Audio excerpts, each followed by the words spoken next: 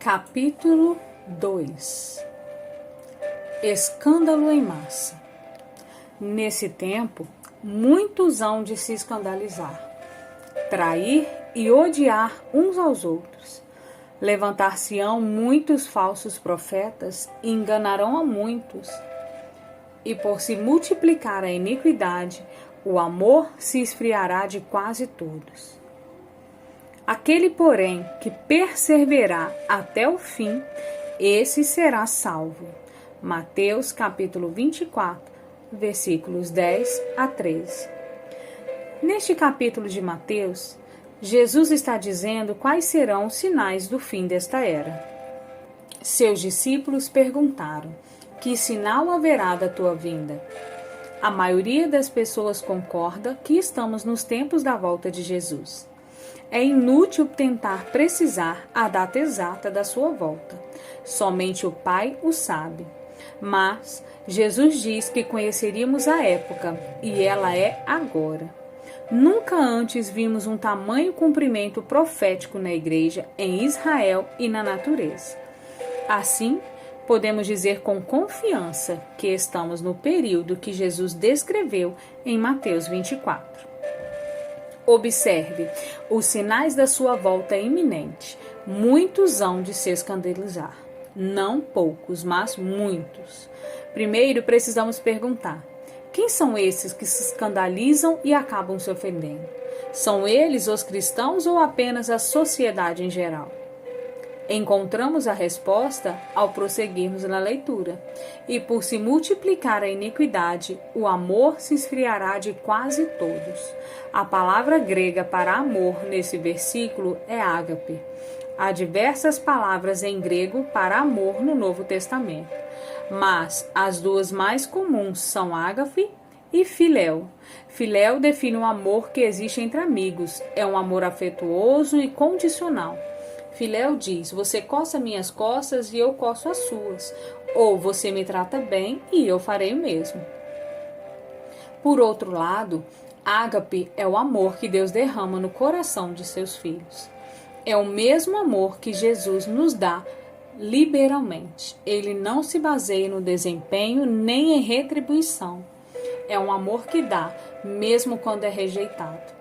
Sem Deus, podemos apenas amar como um amor egoísta. Um amor que não pode ser dado se não for recebido e retribuído. Entretanto, o amor ágape ama independentemente de retribuição. Este amor ágape é o amor que Jesus derramou quando nos perdoou ao ser pendurado na cruz. Assim, os muitos a quem Jesus se refere são os cristãos cujo amor ágape se esfriou. Houve um tempo em que eu fazia tudo o que podia para demonstrar o meu amor a uma determinada pessoa. Mas parecia que toda vez que eu tinha uma atitude de amor, a pessoa me esbofeteava em troca com críticas e um tratamento áspero. Isso continuou por meses. Um dia fiquei cansada daquilo. Reclamei com Deus: não aguento mais, agora o Senhor vai ter de falar comigo a respeito disso. Todas as vezes que demonstro teu amor a essa pessoa, o que recebo em troca é pura raiva lançada em meu rosto. O Senhor começou a falar comigo. John, você precisa desenvolver a fé no amor de Deus. O que o Senhor quer dizer? Perguntei. Aquele que semeia para a própria carne, da carne colherá corrupção. Ele explicou. Mas o que semeia para o Espírito, no Espírito colherá vida eterna. E não nos cansemos de fazer o bem, porque a seu tempo ceifaremos e não desfaleceremos. Ver Gálatas 6, do versículo 8 e 9. Você precisa entender que quando semeia o amor de Deus, colherá o amor de Deus. Você precisa desenvolver fé nesta lei espiritual.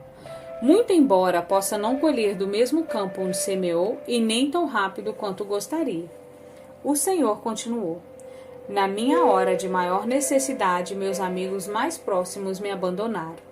Judas me traiu, Pedro me negou e o restante deles fugiu para salvar sua vida. Apenas João seguia-me de longe. Eu havia cuidado deles durante 3 anos, alimentando-os e ensinando-os, mas quando morri pelos pecados do mundo, perdoei-os. Liberei todos eles, desde os amigos que haviam me abandonado até o guarda romano que havia me crucificado. Eles não pediram perdão, mas eu liberalmente o dei. Eu tive fé no amor do Pai. Eu sabia que por ter semeado o amor, colheria o amor de muitos filhos e filhas do reino. Por causa do meu sacrifício de amor, eles me amariam.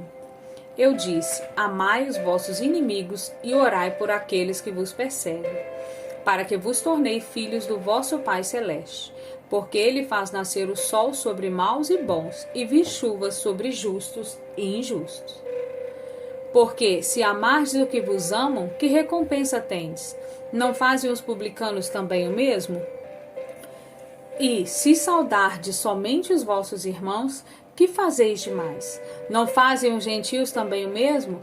Mateus capítulo 5, versículo 44 a 47.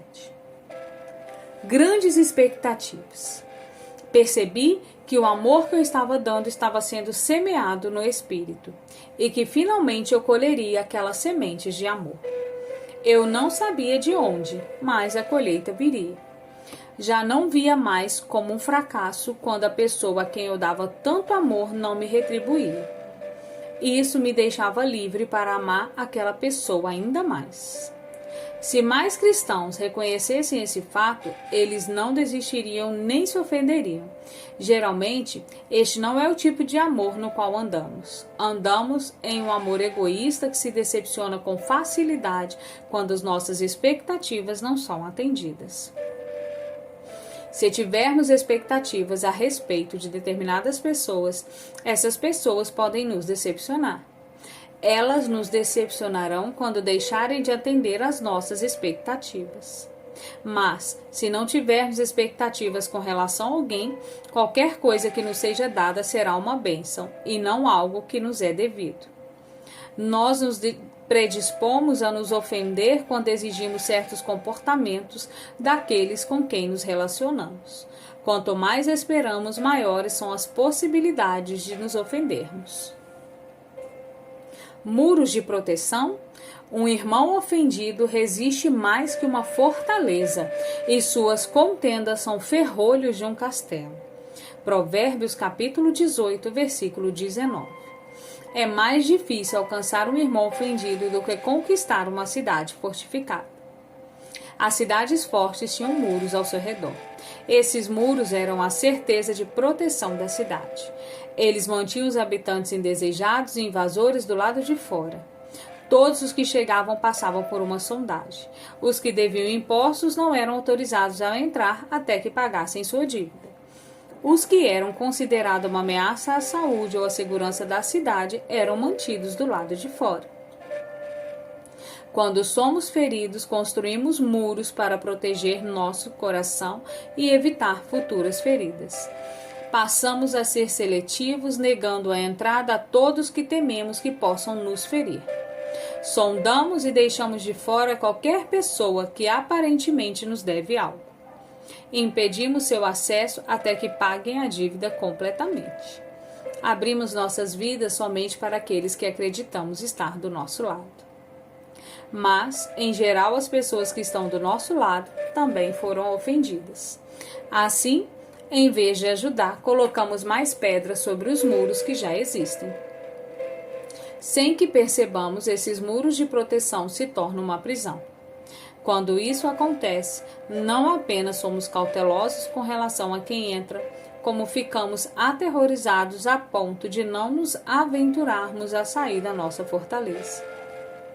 Os cristãos ofendidos direcionam seu foco para dentro e se tornam introspectivos. Protegem seus direitos e seus relacionamentos pessoais com cuidado. Sua energia é consumida em garantir que não ocorram mágoas futuras. Contudo, se não corrermos os riscos de nos ferirmos, não podemos dar amor incondicional. O amor incondicional dá às pessoas o direito de nos ferirem. O amor não busca os seus próprios interesses, mas as pessoas feridas se tornam mais e mais autossuficientes e centradas no interesse próprio. Nesse clima, o amor de Deus se esfria. Um exemplo natural são os 2 mares da Terra Santa. O Mar da Galileia recebe e fornece água liberalmente. Ele possui abundância de vida, alimentando várias espécies diferentes de peixes e de plantas. A água do Mar da Galileia é levada através do Rio Jordão até o Mar Morto. Mas o Mar Morto só recebe água e não fornece água para lugar algum. Não existem plantas vivas ou peixes neles. As águas vivas do Mar da Galileia se tornam mortas quando se misturam com as águas acumuladas do Mar Morto. A vida não pode se sustentar se for retida, ela precisa ser dada com liberalidade.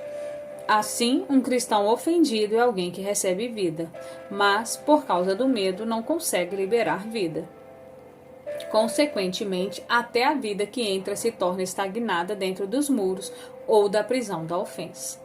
O Novo Testamento descreve esses muros como fortalezas, porque as armas da nossa milícia não são carnais, e sim poderosas em Deus para destruir fortalezas, anulando nossos sofismas e toda altivez que se levante contra o conhecimento de Deus, e levando cativo todo pensamento à obediência de Cristo.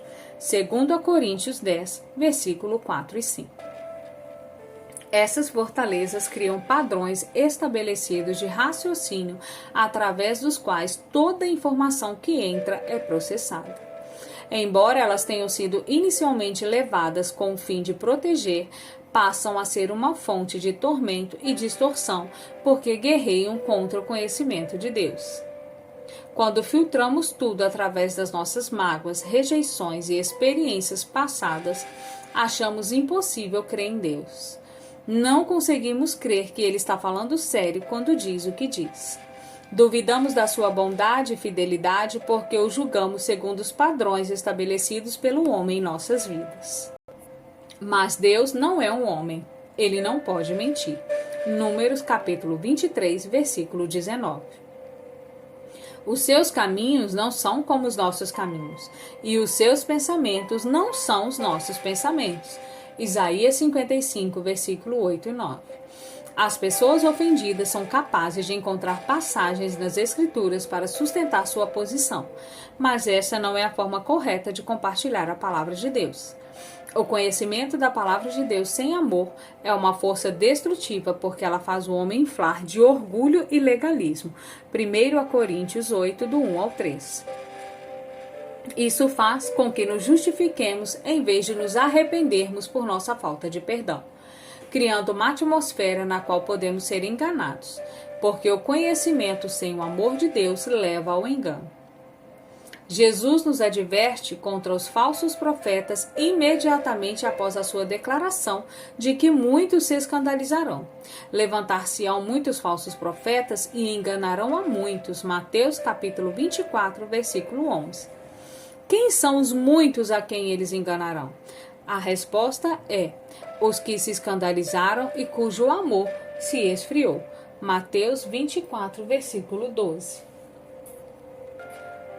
Falsos profetas. Jesus chama os falsos profetas de lobos disfarçados em ovelhas. Mateus capítulo 7, verso 15. Ainda está na dúvida se entra... Eles são homens que buscam seus próprios interesses, que têm aparência de cristão, roupas de ovelha, mas que possuem a natureza interior de lobo. Os lobos gostam de ficar em volta das ovelhas. Eles podem ser encontrados tanto na congregação quanto no púlpito. Foram enviados pelo inimigo para se infiltrar e enganar. Devem ser identificados pelos seus frutos e não por seus ensinos ou profecias. Em geral, o ensino pode parecer sadio, mas os frutos de suas vidas e ministérios não são. Um ministro ou cristão é o que ele vive e não o que ele prega. Os lobos sempre vão atrás das ovelhas feridas e jovens, e não das saudáveis e fortes. Esses lobos dirão às pessoas o que elas querem ouvir e não o que elas precisam ouvir. Essas pessoas não querem uma doutrina sadia, elas querem alguém para fazer cócegas em seus ouvidos. Vamos dar uma olhada no que Paulo diz sobre os últimos dias. Sabe, porém, isto: os últimos dias sobrevirão tempos difíceis, pois os homens serão implacáveis, tendo forma de piedade, negando-lhe, entretanto, o poder. Foge também destes, pois haverá tempo em que não suportarão a sã doutrina. Pelo contrário, cercar-se-ão de mestres segundo as suas próprias cobiças, como que sentindo coceira nos ouvidos, e se recusarão a dar ouvidos à verdade. Segundo a Timóteo 3, do verso 1 ao 5, e capítulo 4, do 3 ao 4. Observe que eles terão forma de piedade ou de cristianismo, mas negarão seu poder. Como eles negarão o seu poder? Negando que o cristianismo possa transformá-los de pessoas implacáveis em pessoas perdoadoras. Eles se gabarão de serem seguidores de Jesus e proclamarão a sua experiência do novo nascimento. Mas não permitirão que aquilo que se gabem penetre em seu coração e extraia o caráter de Cristo.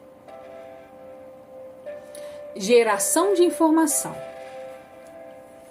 Paulo pôde ver profeticamente que esses homens e mulheres enganados teriam um zelo pelo conhecimento, mas permaneceriam imutáveis, já que nunca o aplicariam. Ele os descreveu como pessoas que aprendem sempre e jamais podem chegar ao conhecimento da verdade. 2 Timóteo 3, versículo 7. Se Paulo estivesse vivo hoje, lamentaria ao ver o que previu acontecendo em nossos dias. Ele veria uma multidão de homens e mulheres frequentando retiros, seminários e cultos de igreja, acumulando um conhecimento das Escrituras. Ele os observaria correndo atrás de uma nova revelação, a fim de viverem dias mais egoístas e com mais sucesso. Ele veria ministros levando uns aos outros à justiça por causas justas. Ele veria publicações e transmissões de rádio cristãs atacando homens e mulheres de Deus pelo nome. Ele veria os pentecostais correndo de igreja em igreja para fugirem da ofensa, todos eles professando o senhorio de Jesus e ao mesmo tempo sendo incapazes de perdoar. Paulo clamaria: arrependei-vos e libertai-vos do vosso engano, ó geração de hipócrita que buscais os vossos próprios interesses. Não importa o quanto você está atualizado sobre as novas revelações do muitos seminários e congressos que frequentou, nem quantos livros você leu e nem mesmo por quantas horas você ora e estuda. Se você está ofendido e não consegue perdoar e se recusa a se arrepender por esse pecado, você ainda não chegou ao conhecimento da verdade. Você está no engano e tem confundido outras pessoas com seu estilo de vida hipócrita. Independentemente de qual seja a revelação, o seu fruto conta uma história diferente. Você passa a ser uma fonte que jorra águas amargas que trazem engano e não verdade. Traição. Nesse tempo, muitos hão de se escandalizar, trair e odiar uns aos outros. Mateus 24, versículo 10. Examinemos essa declaração. Se olharmos de perto, podemos ver uma progressão. O escândalo estendido como ofensa leva à traição, e a traição leva ao ódio. Como foi mencionado anteriormente, pessoas ofendidas constroem muros de proteção. O nosso foco passa a ser a autopreservação. Precisamos estar protegidos e seguros a qualquer preço. Isso faz com que sejamos capazes de trair. Quando traímos, buscamos a nossa própria proteção ou benefício à custa de outra pessoa, geralmente de alguém com quem nos relacionamos. Assim, uma traição no reino de Deus ocorre quando um crente busca o seu próprio benefício ou proteção à custa de outro crente. Quanto mais próxima a relação, mais grave é a traição. Trair alguém é o abandono definitivo da aliança. Quando a traição ocorre, o relacionamento não pode ser restaurado, a não ser que o arrependimento genuíno venha em seguida. Por sua vez, a traição leva ao ódio, que é consequências graves. A Bíblia declara claramente que todo aquele que odeia seu irmão é um assassino, e que todo assassino não tem a vida eterna permanente em si. 1 João capítulo 3, versículo 15. Como é triste o fato de podermos encontrar inúmeros exemplos de ofensa, traição e ódio entre os crentes de hoje. É algo tão desenfreado em nossos lares e em nossas igrejas atualmente que chega a ser considerado um comportamento normal. Estamos cauterizados demais para lamentarmos quando vemos ministros levando outros ministros à justiça. Já não nos surpreendemos mais quando casais cristãos optam pelo pedido de divórcio. Divisões na igreja são comuns e previsíveis. O envolvimento de pastores com a política é algo comum, geralmente disfarçado como uma ação voltada para os interesses do reino ou da igreja. Os cristãos estão protegendo seus direitos, garantindo que não serão maltratados por outros cristãos e que eles não tirarão vantagens deles. Será que nos esquecemos da exortação da nova aliança? Por que não sofreis antes a injustiça? Por que não sofreis antes o dano? 1 Coríntios capítulo 6, versículo 7. Será que nos esquecemos das palavras de Jesus? Eu, porém, vos digo, amai os vossos inimigos e orai pelos que vos perseguem. Mateus capítulo 5, versículo 44. Será que nos esquecemos da ordem de Deus? Não façais por rivalidade nem por vaidade. Pelo contrário, cada um considere com toda a humildade as demais pessoas superiores a si mesmo. Filipenses capítulo 2, versículo 3. Por que não vivemos segundo essas leis do amor?